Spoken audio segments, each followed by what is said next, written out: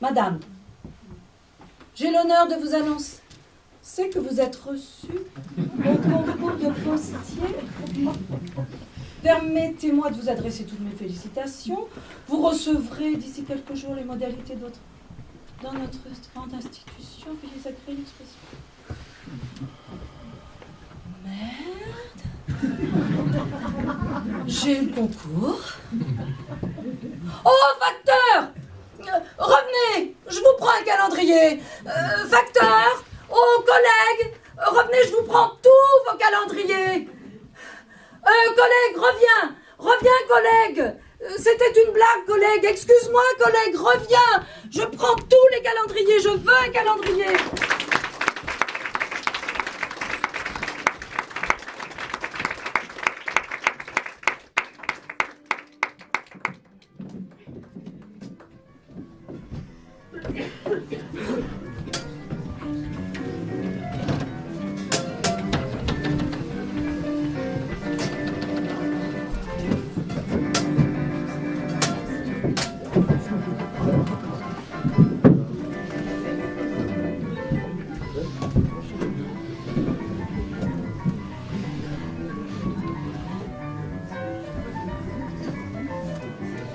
Toujours pas décidé à nous aider.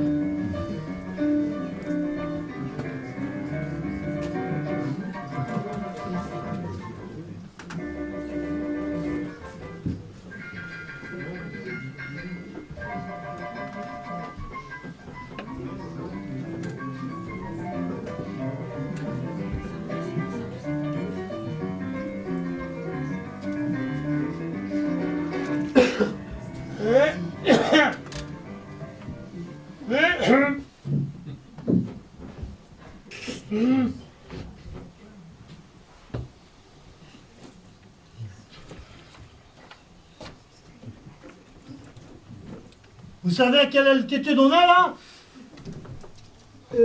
Non. Et je ne suis pas sûre de vouloir le savoir. Le pilote vient de le dire. Désolée, je n'ai pas écouté, j'essayais de dormir un peu.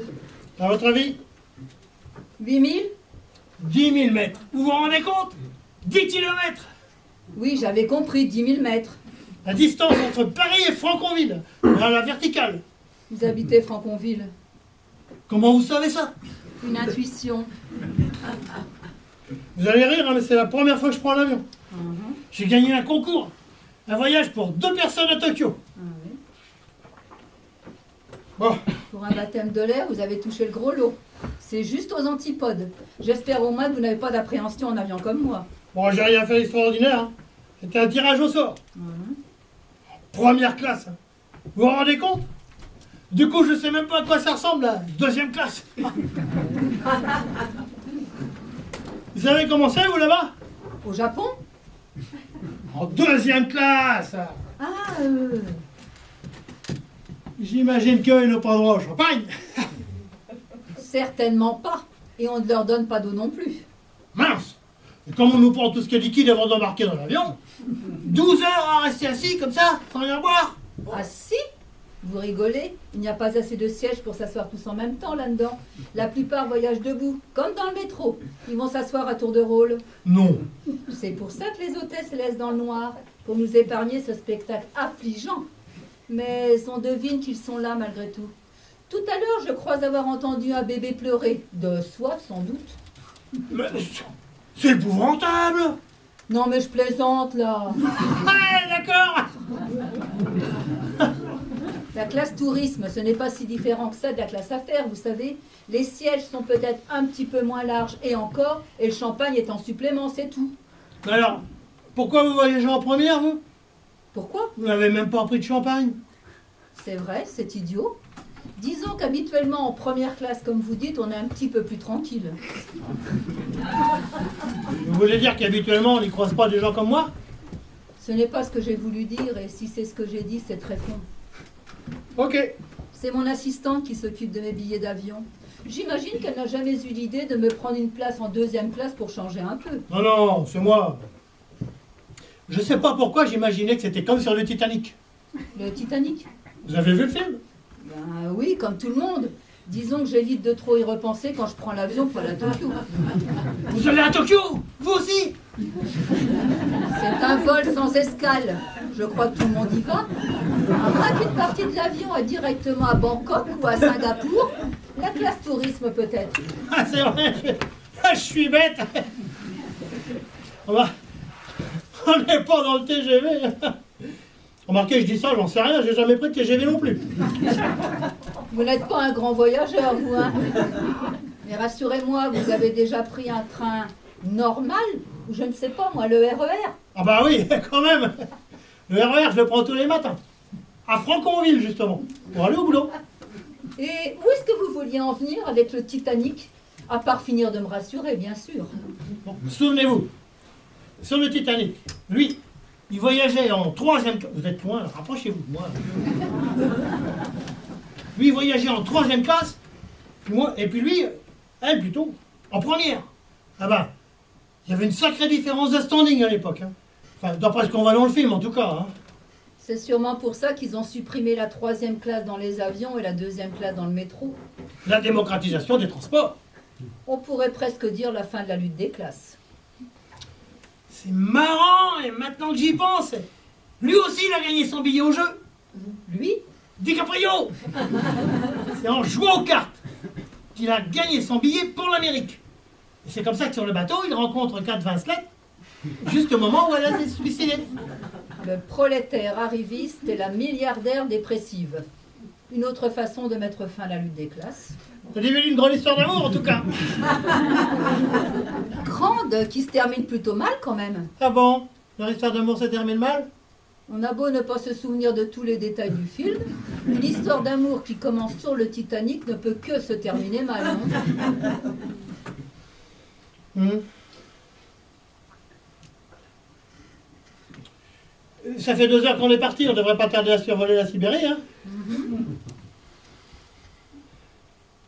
10 km à la verticale, hein? Oh, vous avez bien écouté les consignes de sécurité tout à l'heure? Je suis pas sûr d'avoir tout compris. De toute façon, en cas de chute en piqué sur la Sibérie, vous savez, je ne sais pas si c'est en se mettant une bouée autour de la taille qu'on s'en sortirait. Vous êtes sûr que vous voulez pas de champagne? Allez savoir, c'est peut-être la dernière fois qu'on en boit. Hein. Non merci. C'est pas trop tard, vous savez. Je crois qu'en appuyant sur le bouton, là, c'est celui-là, hein. Ouais, hôtesse. On peut faire venir l'hôtesse de l'air. J'ai pris un petit relaxant avant d'embarquer, je préfère autant ne pas faire de mélange. C'est bien la première fois que je pourrais faire apparaître une jolie femme devant moi, prête à accéder gratuitement à tous mes désirs, rien qu'en appuyant sur un bouton. J'avoue que je suis assez tenté. Je suis peut-être déjà au paradis. Les temps changent, vous savez. Maintenant qu'il y a aussi des femmes comme passagères en classe affaires, parfois c'est un steward qui vient quand vous appuyez sur le bouton. Tant qu'il nous apporte du champagne. Désolée, mais je ne peux vraiment pas vous accompagner. Je dois avoir les idées claires en arrivant à Tokyo. Et avec le Xanax, en plus du décalage horaire, ce n'est déjà pas gagné. Ah oui, le décalage horaire. Ça aussi, c'est nouveau pour moi. La dernière fois, je suis allé à la Bourboule, en voyage de noces. Alors évidemment, je me rappelle plus. Tokyo, c'est 10 heures de plus ou 10 heures de moins? De plus, Donc c'est comme si on perdait 10 heures de notre vie. Mais c'est dingue si on y pense. Hein. Mais alors où est-ce qu'on les passe les 10 heures? Dans la 4e dimension? La 4e dimension. Ouais, c'est une série américaine, vous savez, en noir et blanc. Oui, Ta-la-la-la-la-la-la-la. oui, je vois. Bon, eh ben, il y a un épisode qui se passe dans un avion. Après le Titanic, la 4e dimension, vous avez vraiment décidé de me faire flipper? Pardon. Je ne vous raconterai pas ce qui se passait dans cet épisode, c'est promis.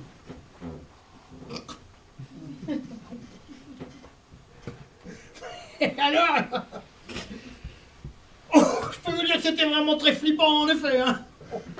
Mais dites-moi, vous m'avez bien dit que vous aviez gagné un voyage à Tokyo pour 2 personnes? Oui. Qu'est-ce que vous avez fait de votre femme? Elle voyage debout en 2e classe ou elle a déjà disparu dans la 4e dimension? Ma femme est décédée. Ah, je suis vraiment désolée. Je veux dire désolée. En fait, c'est elle qui s'était inscrite à ce concours. Elle est morte juste après la proclamation des résultats. L'émotion, On ne sait pas exactement. vous n'êtes pas obligé de me raconter. Elle était magasinière chez un grossiste en surgelé. Quand on l'a appelée sur son portable pour lui dire qu'elle avait gagné, elle était en train de ranger des palettes de steak haché dans la chambre froide. C'était un vendredi soir. Ses collègues se sont rendus compte de rien. Quand on l'a retrouvée le lundi matin, elle était dure comme de la pierre. Toujours avec son portable à la main. J'ai même envisagé de la garder comme ça un jour pour pouvoir la ranimer un jour. Quand la médecine aurait fait des progrès? Mais ma femme était quand même de corpulence assez forte. Notre congélateur n'aurait pas été assez grand. Et puis il aurait quand même fallu faire quelques démarches administratives pour pouvoir la garder comme ça chez nous. Je suis un peu du métier, mais bon, j'aime pas trop rapporter du travail à la maison. Vous travaillez dans l'électroménager? Et puis je me suis dit que c'était pas forcément un service à lui rendre. Vous avez vu Hibernatus? Avec une funeste. Vous imaginez que notre avion s'écrase dans le nord de la Sibérie? Qu'on soit pris dans la glace? Qu'on nous décongèle dans 200 ou 300 ans? Pas bien, non. Je crois que je vais prendre un autre Xanax. Et c'est comme ça que je me suis retrouvé en première classe. Comme ça. Ah bah du coup, je partais tout seul, forcément.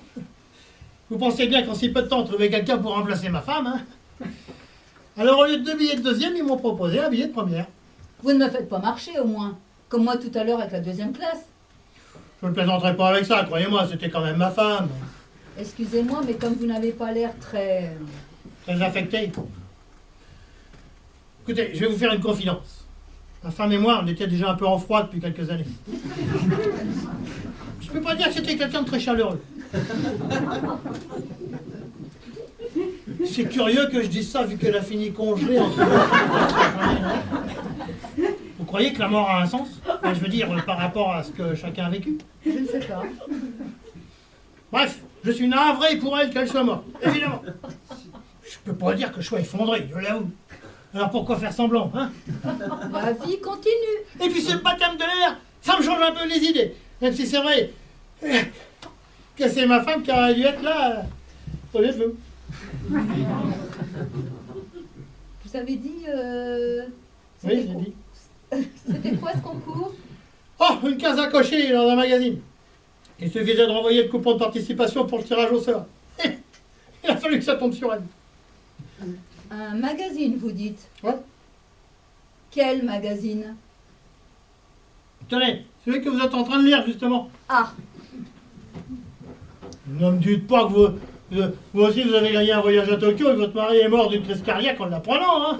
non. Non, parce que là, on pourrait vraiment parler d'un signe du destin. La preuve qu'on était fait pour se rencontrer. En fait, c'est moi qui l'ai organisé ce concours. Enfin, mon journal. Votre journal?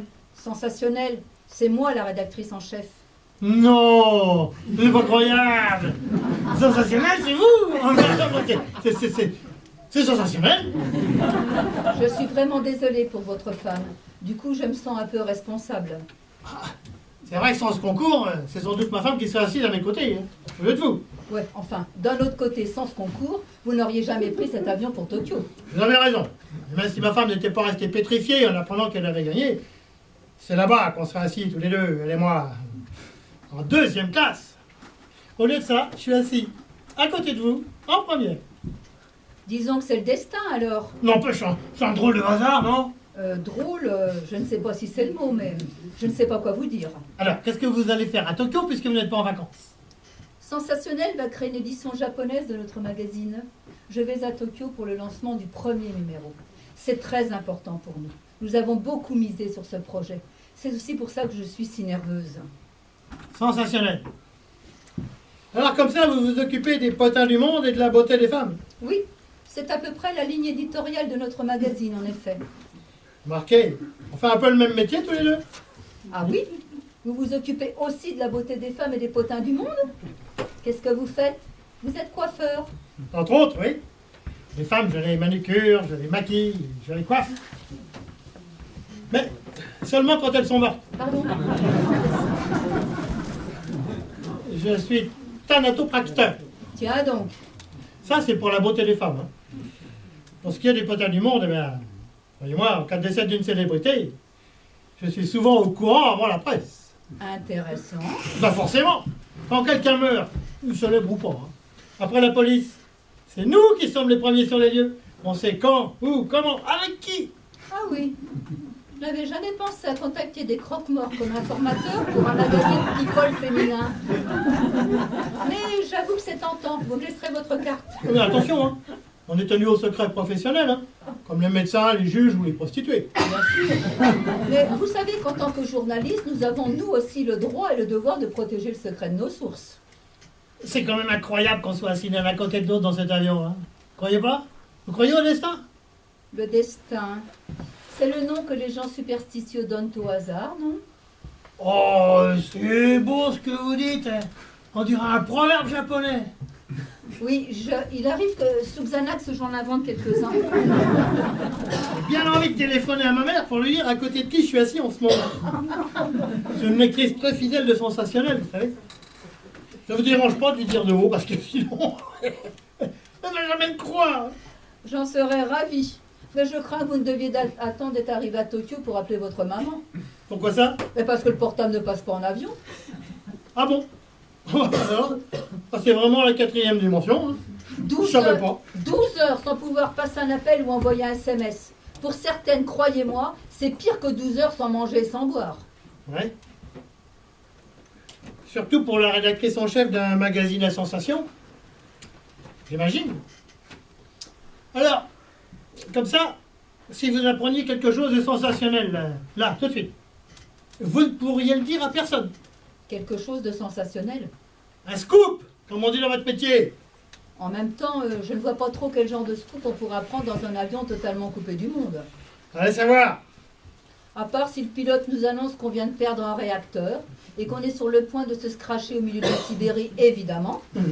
Et encore, il faudrait qu'il y ait au moins une ou deux personnalités à bord pour que ça puisse intéresser les lecteurs ou les lectrices de Sensationnel. Qui vous dit qu'il n'y en a pas? Vous m'intriguez. Et si moi je vous racontais quelque chose que personne ne sait encore? Dites toujours. Je vous l'ai dit. Il y a certaines choses que Croque-Mort est parmi les premiers à savoir. Dites toujours. Hein? J'avoue que vous êtes parvenu à exciter ma curiosité. Je vous écoute. Je vous conseille de... C'est du lourd, du super lourd. Tenez-vous bien. Mireille Mathieu n'est plus de ce monde. Mireille Mathieu, Mireille Mathieu. c'est ça votre scoop? Mireille Mathieu. Elle ne chante plus depuis au moins 30 ans. En France, oui. Bah oui, en France. Elle a quand même chanté Place de la Concorde le jour de l'élection de Sarkozy. La mort de Mireille Mathieu. Si on fait la couverture de Sensationnel là-dessus, c'est sûr que nos lecteurs vont être très surpris. Les plus jeunes se demanderont qui est mort, et les plus vieux se diront « Ah bon? Je croyais qu'elle était déjà morte. » En France, oui. Bah oui, en France. Vous savez ce que représente Mireille Mathieu au Japon? Quoi? C'est tout simplement la célébrité la plus connue des Japonais. Célébrité française, la plus connue des Japonais. Il lui voue un véritable culte de la personnalité. Mireille Mathieu au Japon, c'est comme King Kong Il pour les Nord-Coréens. Peut-être parce qu'elle lui ressemble un peu. C'est vrai qu'avec la mèche et les lunettes de soleil, il y a quelque chose. Vous vous rendez pas compte? Quand les Japonais vont apprendre la disparition de Mireille Mathieu, ils vont décréter 3 jours de deuil national. C'est vrai qu'elle est très populaire là-bas. Beaucoup plus qu'en France en tout cas. C'est la seule chose que la France a réussi à exporter au Japon. Alors vous imaginez le scoop? Pour le lancement de votre magazine au Japon. Vous avez raison. Ce sera un truc collector, un numéro qui n'arrive qu'une seule fois dans la vie d'un magazine. Alors sortir un scoop pareil pour le lancement du premier numéro de Sensationnel au Japon. Malheureusement, pas de téléphone, pas de scoop. Vous n'avez aucun moyen de transmettre cette information à votre rédaction. Pas avant notre arrivée à Tokyo.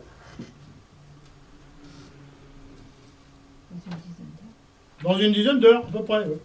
À ce moment-là, le magazine sera déjà imprimé. Ils sont en plein bouclage à l'heure qu'il est. C'est maintenant qu'il faudrait que je puisse les joindre. Dans 10 heures, il sera trop tard. Et puis dans 10 heures, ça sera sans doute plus un scoop. Vous croyez? Ah bah, vous pensez bien qu'on ne peut pas garder un truc comme ça secret pendant très longtemps. Il doit bien y avoir un moyen. En même temps, si je vous ai dit ça, c'est parce que j'étais sûr que ça ne sortirait pas d'ici. Je vous l'ai dit. Je suis tenu au secret professionnel. Je risque mon boulot, moi. Bon, vous m'excuserez. Il faut que j'aille aux toilettes. Je vais aller à celles qui sont au fond là-bas. Comme ça, je vais pouvoir voir au passage à quoi ça ressemble la deuxième classe.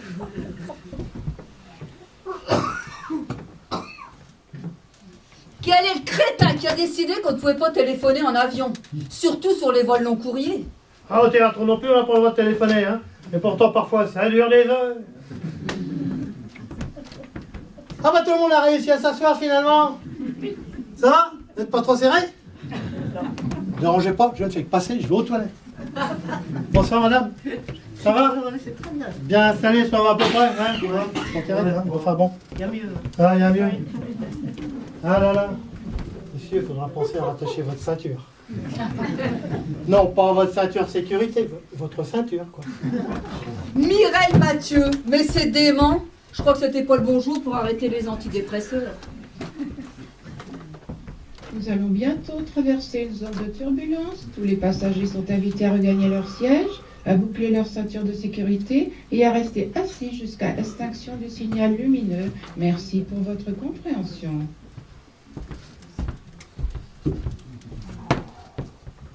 Ça bouge un peu, hein? Et vous, là-bas, vous comprenez le français? Vous retournez à votre place et vous la bouclez, d'accord?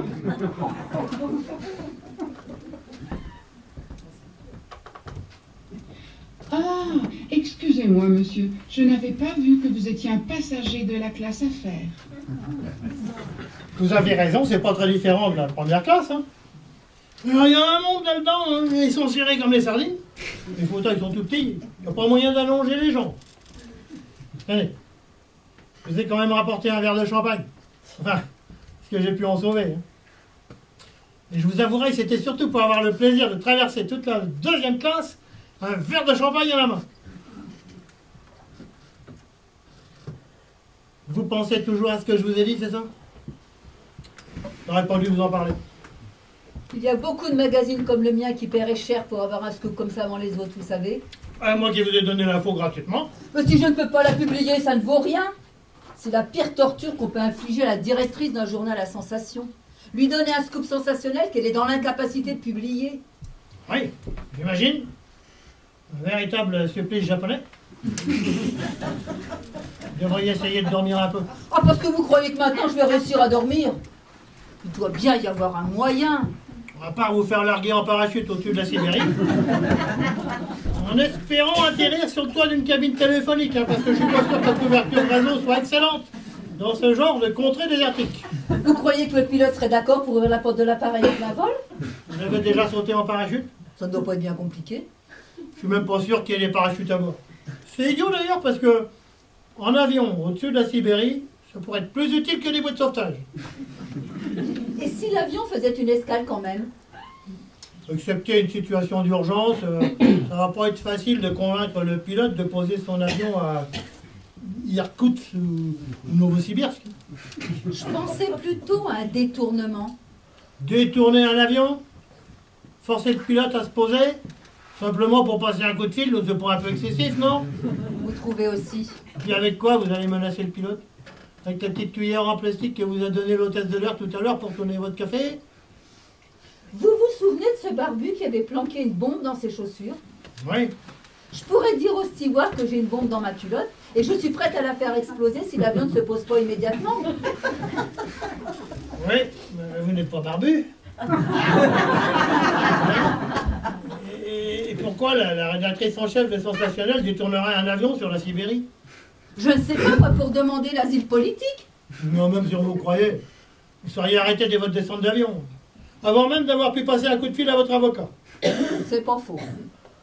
Ah, le signal lumineux vient de s'éteindre. Et si c'était vous le terroriste? Pardon? C'est vous qu'on arrête, et comme ça je peux appeler ma rédaction tranquillement. Eh oh, j'ai pas envie de passer les 20 prochaines années de ma vie au Goulag ou à Guantanamo, moi. Simplement pour que vous puissiez faire votre une de demain sur la disparition de la plus grande chanteuse japonaise de tous les temps. C'est vrai qu'elle a un petit air japonais, non? Physiquement, vous voulez dire? La mèche de cheveux, la couleur anthracite, les yeux bridés, ça c'est sûrement à force de se faire tirer, mais bon. Se faire tirer? Les liftings, ça tire la peau. Ah. Monsieur Jacques Dumortier est invité à se présenter auprès de l'une de nos hôtesses pour la prestation de son choix. C'est moi.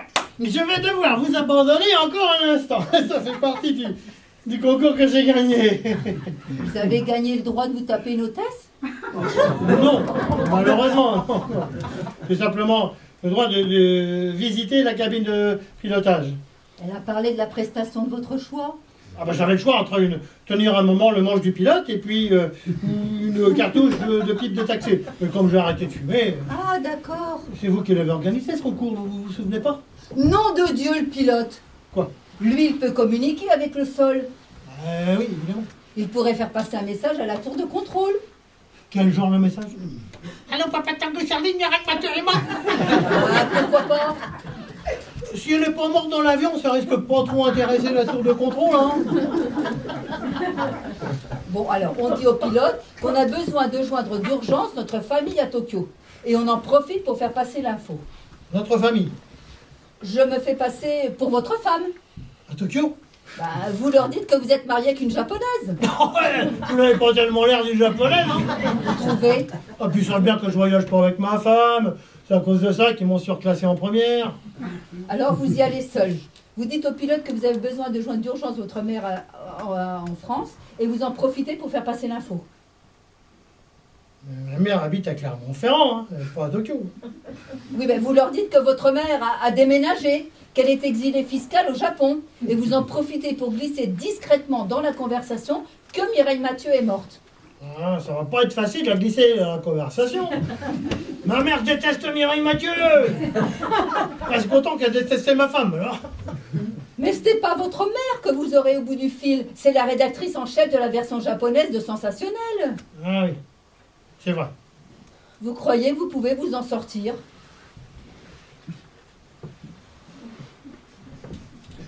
Combien? Pardon? Vous m'avez dit que n'importe quel magazine serait prêt à payer une fortune pour avoir cette info avant les autres. C'était quand je pensais qu'il n'y avait aucun moyen de transmettre ce scoop au magazine. Alors? 1000? 10 000?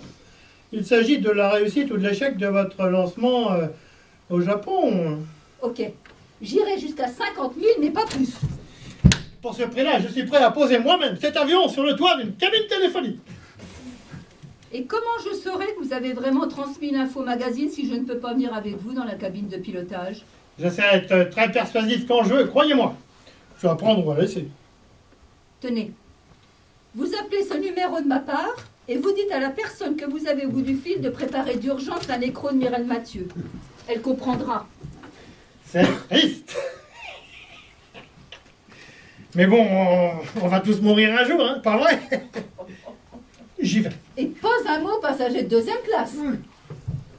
Vous avez bien éteint vos portables au moins, non? Parce que c'est une question de sécurité. C'est très dangereux, vous savez. Ça perturbe la régie. On risque une coupure d'électricité. Et je ne vous raconte pas les conséquences d'une panne d'électricité à l'altitude où l'on est. Parce que ça vole haut, là. Très haut. Si ça disjoncte, on va tous péter les plombs.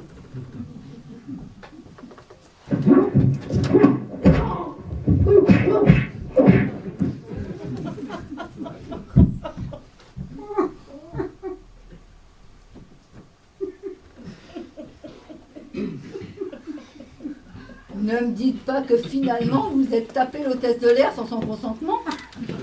Non, malheureusement, c'est pas ça. Le pilote n'a pas voulu vous laisser téléphoner? Ah, si. J'ai bien appelé ma mère à Clermont-Ferrand pour lui faire un petit coucou depuis la cabine de pilotage. À Clermont-Ferrand? Et puis je lui ai bien dit que Mireille Mathieu était morte. Rassurez-vous, elle était en train de regarder les infos sur France 3. Personne n'est encore au courant. Oh non, dites-moi que c'est pas vrai. Dites-moi que je rêve, c'est un cauchemar. C'est après que je me suis rendu compte que j'avais pas appelé le bon numéro. Et alors? J'ai demandé au pilote si je pouvais passer un autre appel. Il m'a dit que c'était une cabine de pilotage, pas une cabine téléphonique. Après que c'est un peu dégénéré. Dégénéré? Il a mal parlé de maman. Mesdames et messieurs, votre attention s'il vous plaît. Le pilote et le copilote ont eu un petit malaise. Mais ne vous inquiétez pas, on va certainement réussir à en ranimer un avant d'avoir perdu trop d'altitude. S'il y a un médecin dans la salle, il est prié de se manifester sans tarder auprès de nos hôtesses. S'il y a un pilote dans la salle, il est prié de se manifester aussi. D'urgence. Oh mon Dieu. Mais c'est de votre faute aussi. Hein. J'ai dû avoir la main un peu lourde. 50 000 euros, ça m'est monté un peu à la tête. Hein. Avec ça, j'aurais pu acheter un énorme congélateur. Un congélateur? Et pour maman, pour pouvoir la décongeler dans quelques années. Il paraît qu'on vient de découvrir, de tester sur des rats une enzyme qui ouvrirait la voie vers l'immortalité. Mesdames et messieurs, en l'absence de pilote opérationnel pour le moment, je vais tenter moi-même un atterrissage d'urgence à Novosibirsk. Mais je vous préviens, accrochez-vous, parce que je ne sais déjà pas faire un créneau avec votre petite voiture. C'est où la pédale de frein? Ah non, celle-là doit être l'embrayage. Je confonds tout le temps. Au moins, j'ai le manche du pilote bien en main. Ah non, c'est pas ça non plus. Un atterrissage d'urgence? Mais c'est génial! Je vais enfin pouvoir passer mon coup de fil à ma rédaction. Je crois que c'est le moment ou jamais d'enfiler nos bouées de sauvetage.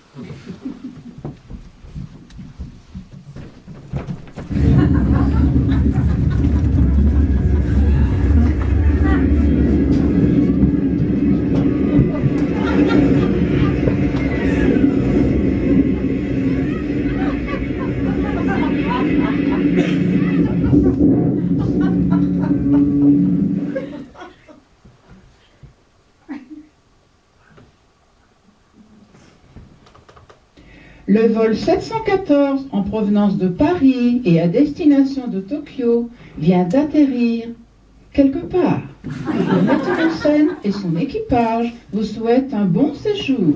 Nous espérons que vous avez passé un excellent voyage et prions pour vous revoir bientôt à nouveau en vie sur nos lignes. Vous croyez qu'on est mort?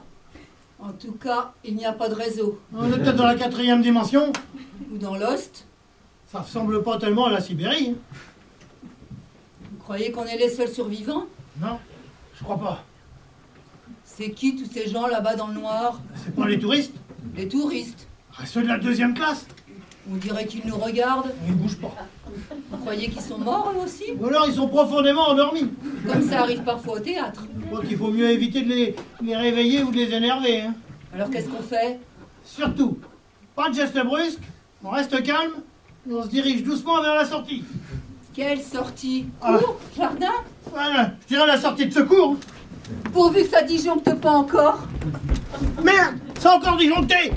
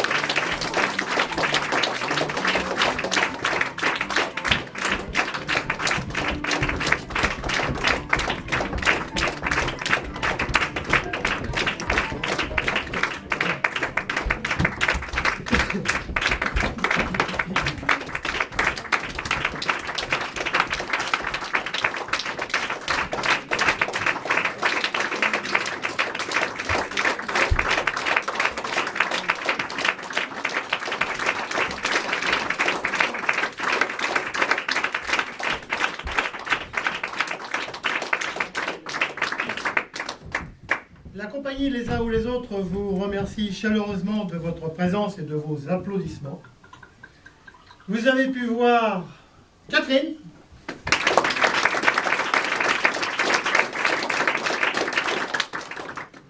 Édouard qui était également à la régie,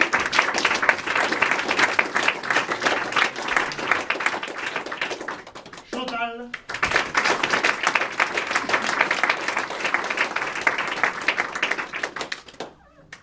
Nelly,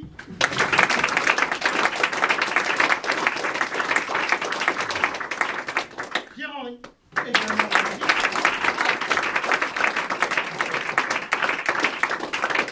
Yvette,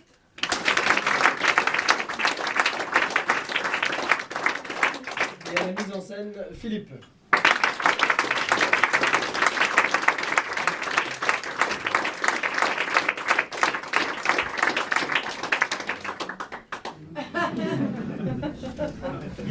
je me débouffe.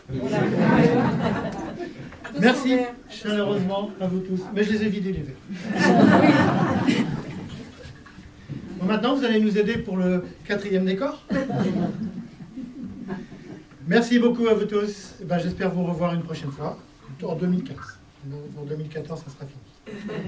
Merci à vous. Merci.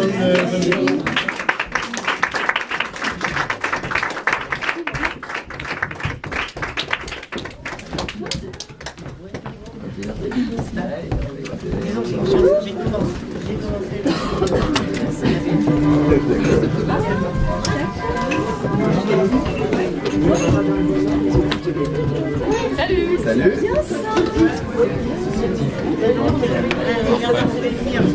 Salut, tu vas bien?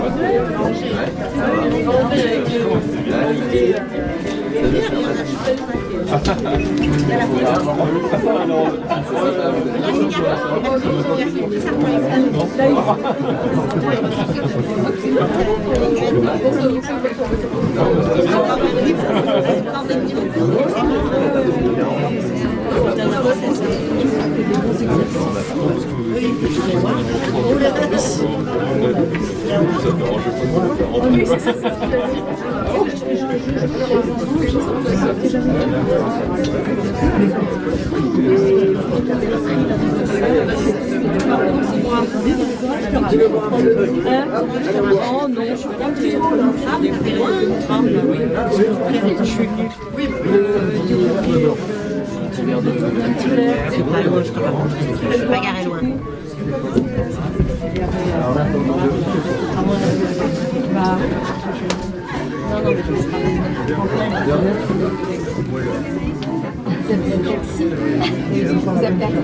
Non, sinon je peux avec ça. Ah oui, ah oui,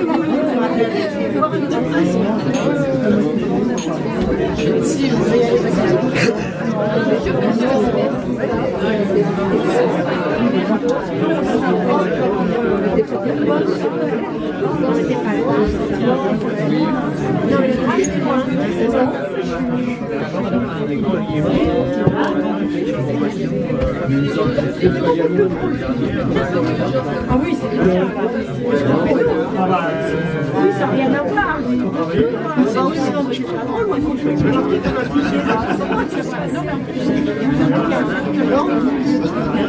c'est vrai que c'était bien.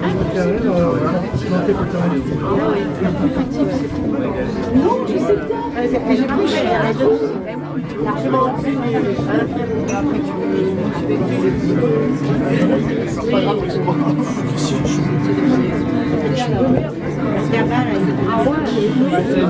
Ah oui, ça oui. Non, c'est pas possible.